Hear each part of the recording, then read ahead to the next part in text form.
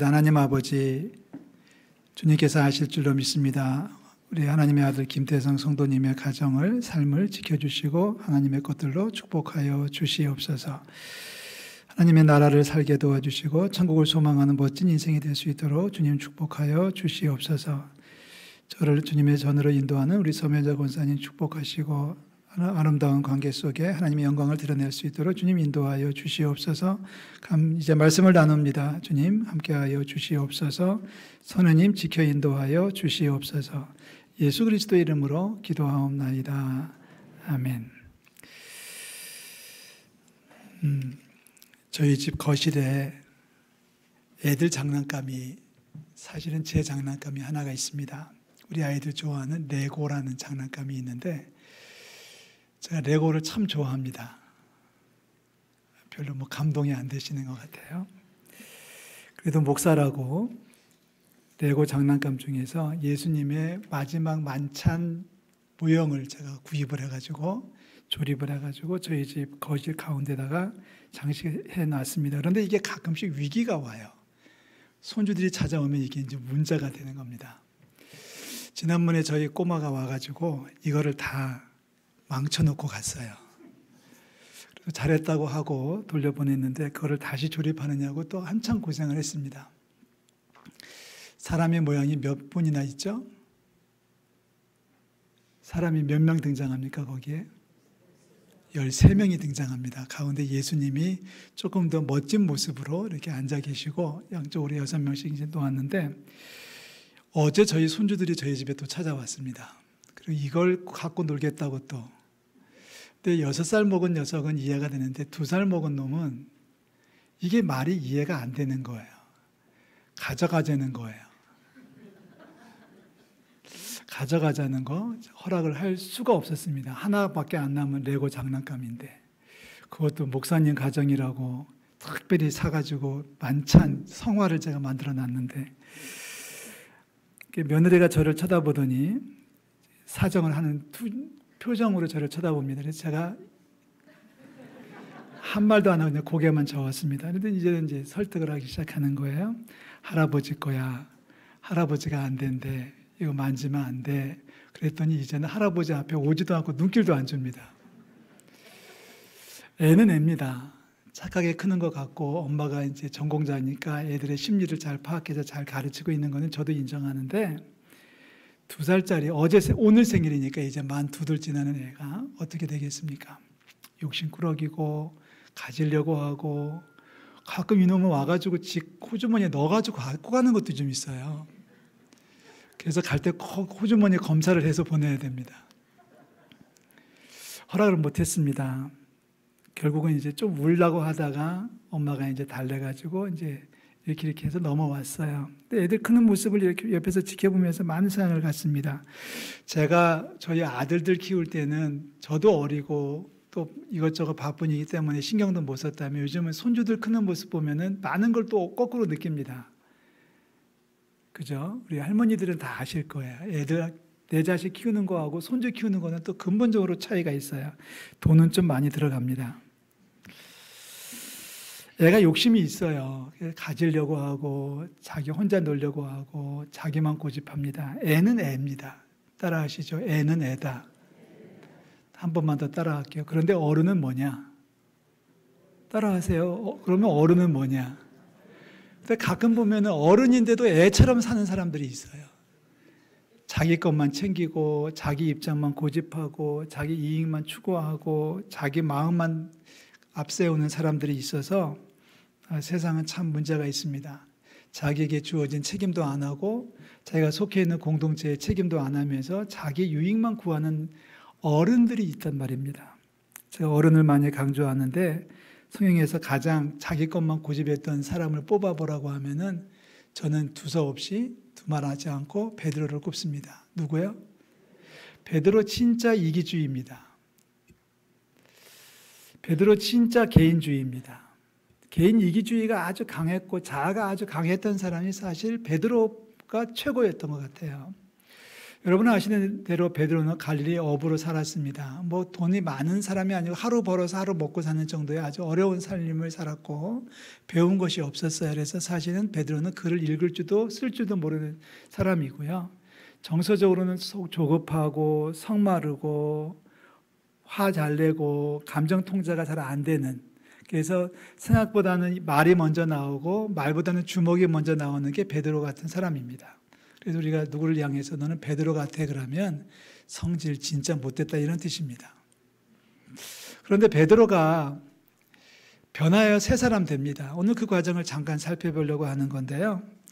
베드로의 자아가 너무 강한 모습을 성경에서 몇 군데 찾아볼 수 있는데 그 첫 번째가 오늘 우리가 읽었던 마태복음 17장에 등장하는 변화산 이야기입니다. 예수님께서 12제자를 데리고서 갈릴리 북부까지 가이사랴 빌립보까지 올라가셨다가 다시 남쪽으로 내려오셔서 거기서 높은 산에 올라가셨어요. 높은 산에 올라가실 때 베드로, 야고보, 요한 이렇게 세 제자들만 데리고 가셨고 나머지 9명의 제자들은 산 밑에 두고 가셨습니다. 근데 산 위에 올라가셔가지고 예수님의 모습이 변화됩니다. 변형됩니다. 뭐 몸의 형체가 바뀐 게 아니라 색깔이 밝아졌고요. 해같이 밝아졌고 옷도 아주 빛같이 하얘졌다라고 되어 있습니다. 더 놀라운 것은 거기서 예수님께서 두 사람, 구약의 대표적인 두 사람, 말로만 듣던 모세와 엘리야와 더불어 이야기를 나누는 모습을 베드로가 목격을 해요. 너무 좋은 거예요. 너무 아름다운 거예요. 너무 멋진 거예요.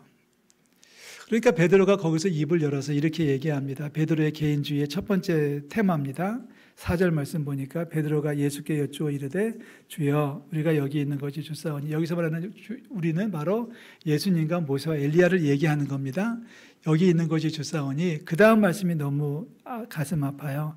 만일 주께서 원하시면 내가 여기서 초막셋을 짓겠습니다. 내가 여기서 짓겠습니다. 지금 제자가 둘이 따라왔잖아요.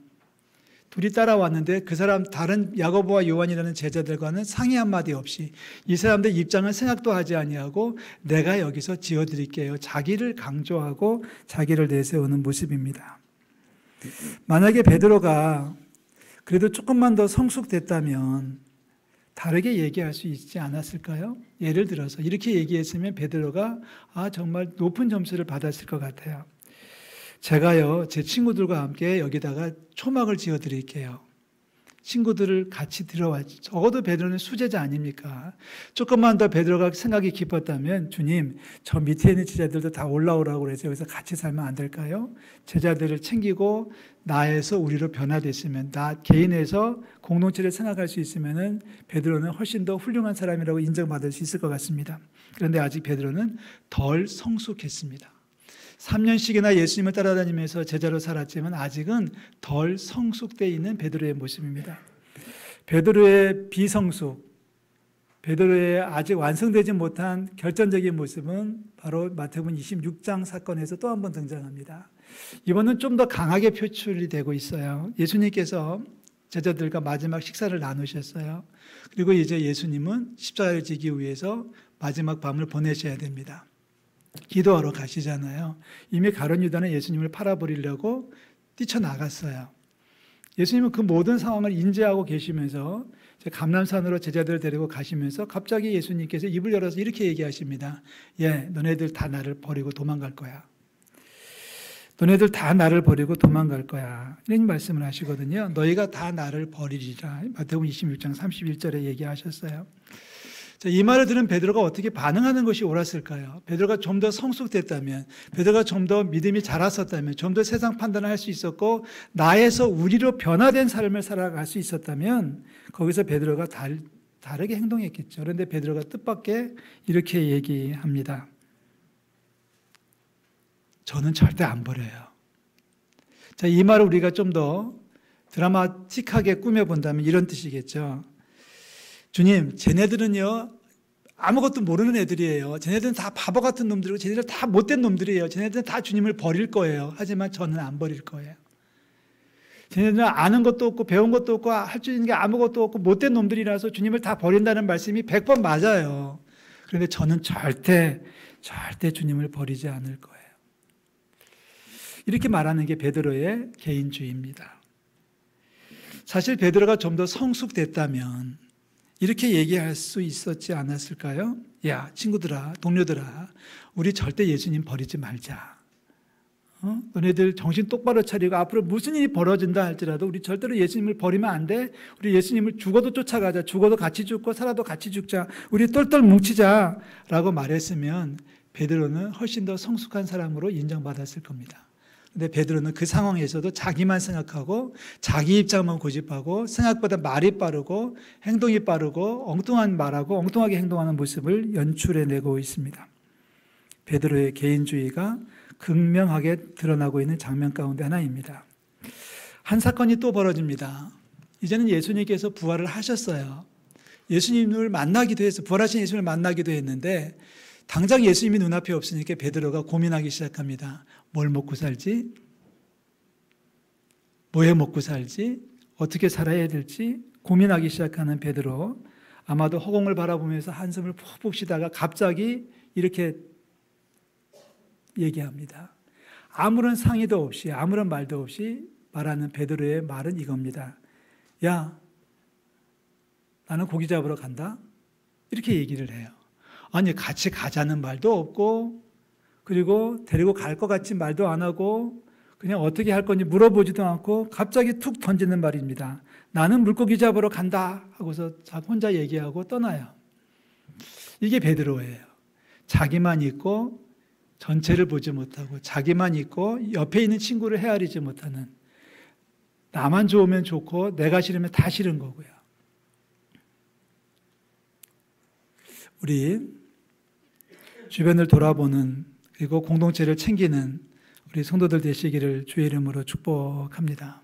베드로처럼 개인주의에 빠지지 않았으면 좋겠어요.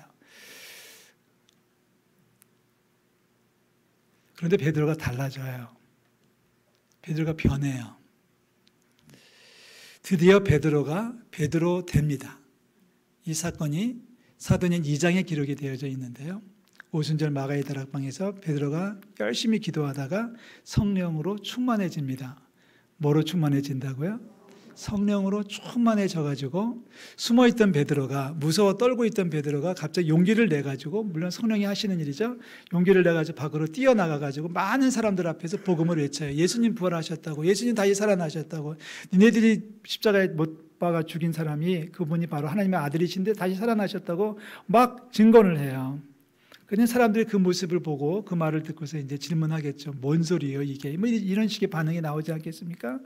뭐야, 무슨 말이야? 뭐 이러면서 이제 사람들의 반응이 시큰둥할 때 베드로가 툭 던지는 메시지가 베드로가 베드로다워지는 거예요. 사도행전 2장 32절 말씀입니다. 한번 다 같이 읽어볼까요? 시작. 이 예수를 하나님이 살리신지라 우리가 다 이 일의 증인이로다. 베드로의 입에서 우리라는 단어가 나오기 시작합니다. 아니, 나만 본 게 아니라니까요. 나만 목격한 게 아니라니까요. 예수님이 부활하신 것을 나만 본 거, 나만 목격한 게 아니고요. 여기 있는 제 친구들 다 함께 봤어요. 같이 봤어요. 이 친구들이 다 증인이에요. 다 목격자예요. 우리 모두가 함께 한 일이에요. 라고 베드로의 말씀이 바뀌어졌습니다. 아마 전에 같았으면 이렇게 얘기했겠죠. 아니, 내가 봤다면 본 거지. 뭔 말이냐 이렇게 따졌을지 모르겠지만 베드로는 이제는 친구들을 어우를 수 있고 어울릴 수 있고 아우를 수 있고 친구들과 같이 동행하는 모습을 연출해내고 있습니다. 여기서 비로소 베드로는 나에서 우리로 성숙되어져 가고 있습니다. 나 혼자만 아는 것이 아니라 우리 모두가 알고 있답니다. 나만 본 것이 아니라니까요. 우리 모두가 보았습니다. 내 친구들, 내 동료들 다 똑같은 증인입니다. 우리가 한 편입니다. 우리가 한 사람들입니다. 나만 고집하던 베드로가 우리를 이야기하기 시작했던 결정적 계기는 바로 성령이십니다. 베드로가 달라진 것이 아니라 베드로의 속에 성령이 임하기 시작되고 성령이 역사하기 시작하니까 그래서 베드로가 달라지는 거예요. 그래서 성령이 중요한 겁니다. 우리의 믿음이 성장을 넘어서 성숙해지기를 주의 이름으로 축복합니다. 우리들의 삶이 나만 고집하던 인생이 아니라 우리 전체를 볼 수 있는 넉넉한 인생이 될 수 있기를 주의 이름으로 축복합니다. 이제 4주째 연속으로 성령을 얘기하고 있는데요. 우리 이 표를 마음속에 꼭 기억하셔야 돼요. 다 같이 한번 읽어봅니다.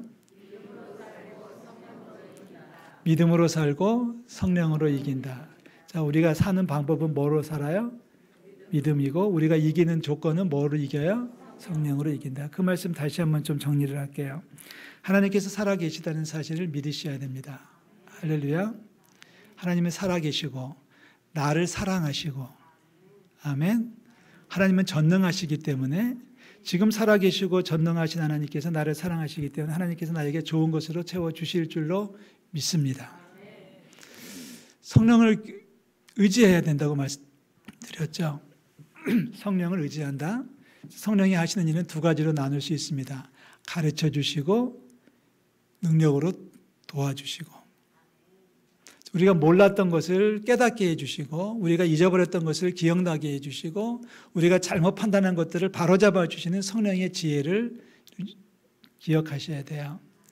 내가 몰랐던 것을 깨닫게 해주신다니까요. 지금까지 베드로는 나만 고집했는데 성령이 충만해지니까 성령께서 알려주시는 거죠. 야, 이놈아, 너 혼자 사는 세상 아니야. 같이 함께 하는 거지. 너 언제까지 이렇게 어린애처럼 2살, 3살처럼 내 것만 고집하려고 하고 네 호주머니만 채우려고 하는 거야. 같이 할 수 있고 나눠 쓸 수 있고 함께 할 수 있어야 되지. 성령께서 알려주시는 거예요. 그리고 그렇게 할 수 있도록 능력을 주시는 겁니다. 성령으로 충만해진 사람은 이제부터는 성령으로 충만해졌기 때문에 내가 하고 싶은 일을 하는 게 아니라 하나님이 하라고 하시는 일을 하는 거예요.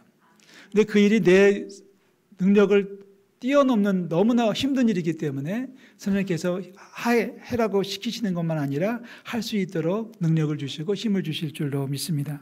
그러니까 우리는 믿음으로 살고 성령으로 이기는 거예요. 우리를 강조합니다. 여러분, 혼자 살지 마시고요. 우리와 함께, 우리 여러 가족들과 함께, 친구들과 함께 어울릴 수 있는 하나님의 백성들 되시기를 주의 이름으로 축복합니다. 사도신경과 주기도문의 결정적인 차이를 알고 계시지요. 하나님 앞에 내 믿음을 고백할 때는 내가 믿는 거예요. 그죠? 여러분, 사도신경 고백할 때 뭐라고 고백하십니까?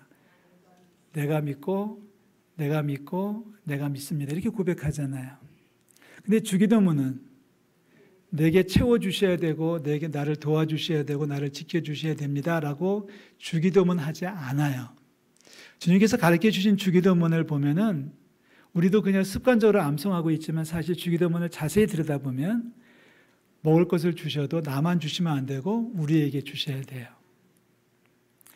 악에서 구해 주시는 것도 나만 구해 주시면 안 되고 우리 모두를 구해 주셔야 돼요. 그래서 우리에게 일용할 양식을 주시고 우리를 시험에 빠지지 않게 하시고 우리를 악에서 구하소. 계속 우리예요. 그러니까 우리가 하나님 앞에 요구하는 것은 우리입니다. 나만의 누리는 축복은 있을 수가 없어요.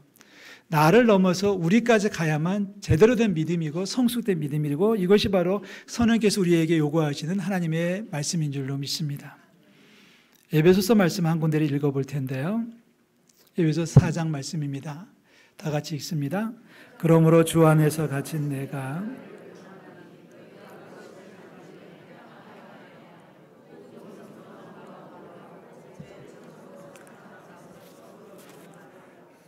3절 평안에 매는 줄로 성령이 하나 되게 하신 것을 힘써 지키라. 몸이 하나여 성령도 한 분이시니 이와 같이 너희가 부르심의 한 소망 안에서 부르심을 받았느니라. 아멘. 자, 주 안에서 갇힌 나라는 1절의 표현은 사도 바울이 지금 로마의 감옥에 갇혀서 죄수로 있다고 하는 그런 자기 소개고요. 특별히 3절 말씀에서 보면 3절 평안에 매는 줄로 성령이 하나 되게 하신 것을 힘써 지키세요. 여러분 이 말씀 꼭 암송하시기를 부탁을 드립니다. 암송이 어려우신 분은 오늘 저녁에 주무시기 전에 한번 다시 확인해 주세요. 에베소서 4장 3절 말씀입니다. 제가 조금 깎아드릴게요. 평안에 매는 줄로는 빼버리겠습니다. 많이 깎은 거예요. 그 뒷부분만 암송하세요. 성령이 하나 되게 하신 것을 힘써 지키라.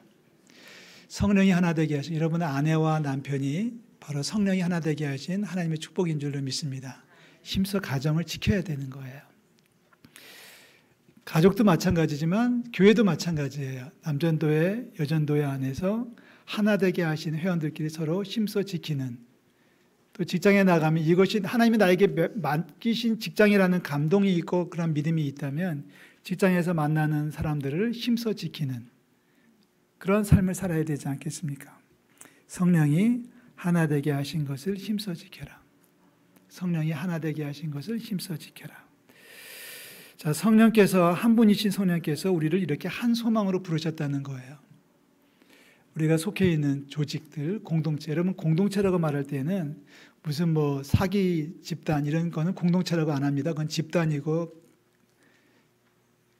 범죄 집단이니까 그런 건 공동체라고 하는, 공동체라고 말할 때는 가정, 그리고 믿음 공동체, 사랑 공동체를 얘기하는 겁니다. 그러니까 선을 추구하는 모습을 연출할 수 있을 때 공동체라고 부르는데, 여러분의 구역이 공동체가 될 수 있기를 부탁을 드려요. 여러분의 기관이 공동체가 될 수 있기를 부탁을 드립니다. 그래서 공동체 안에 어떤 사람이 아프면 내가 아픈 것처럼 같이 기도해야 되고요. 어떤 공동체 안에 어떤 사람이 문제가 생기면 내가 그 문제를 끌어안고 살아야 되는 거예요. 이게 공동체입니다. 가정도 물론 마찬가지죠. 지난 주간에 어디서 사고가 났죠. 저는 이런 뉴스를 볼 때마다 속이 아파요. 그 2살짜리 아이를 3일 동안 방치하고 놀러 갔다가 애가 굶어 죽었어요. 자기가 난 아이라는데도. 이런 세상을 우리가 지금 살고 있을 때에 우리는 특별히 더 강조해야 됩니다. 나를 넘어 우리로 변화되고 성숙되는 저 여러분들이 되시기를 주의 이름으로 축복합니다. 2살짜리 애가 장난감을 가지고 놀려고 하고 가끔씩 이제 뭐 좋은 게 있으면 호주머니에 이렇게 집어넣는 버릇이 있거든요. 그러면 그 형이 뭐라고 해요. 형이 7살짜리 형이 이제 그 모습을 보면은 너 죽을래? 야단을 쳐요. 근데 그 모습이 너무 이뻐요. 아, 내가 몇 년 더 살더니 애가 좀 다르구나. 근데 여러분 보세요. 7살짜리 애가 동생이 가지려고 하는 것을 빼앗아가지고 야 임마 이거 내 거야 내가 가져갈게 하고 자기 호주머니에 넣으면 어떻게 되겠어요? 그만큼 애가 큰 거죠. 큰 거죠. 제가 지금 무슨 얘기하고 싶은지 눈치채셨어요? 지금 옆에 있는 분에게 이렇게 물어보십시오. 두 분씩 짝을 찍고 한번 물어보겠습니다. 빨리 짝을 지세요. 당신 몇 살 먹었어요? 아니 그 나이에 먹도록 신앙생활 몇 년 했어요. 그 신앙의 연조가 그렇게 성장했는데도 불구하고 여전히 욕심꾸러기고 나만 고집하고 내 입장만 자랑한다면 큰일 나는 거죠. 나를 넘어서 우리로 성장하는 우리 모든 성도들 되시기를 주의 이름으로 축복합니다. 그것이 바로 하나님의 뜻이고요. 그것이 바로 성령의 감동이시고요. 그것이 바로 성령으로 살아가는 모습일 것입니다. 분명합니다. 성령이 충만해져서 성령으로 살아간다면, 성령으로 행한다면 나를 낮추고 이웃을 배려할 수 있어야 되고요.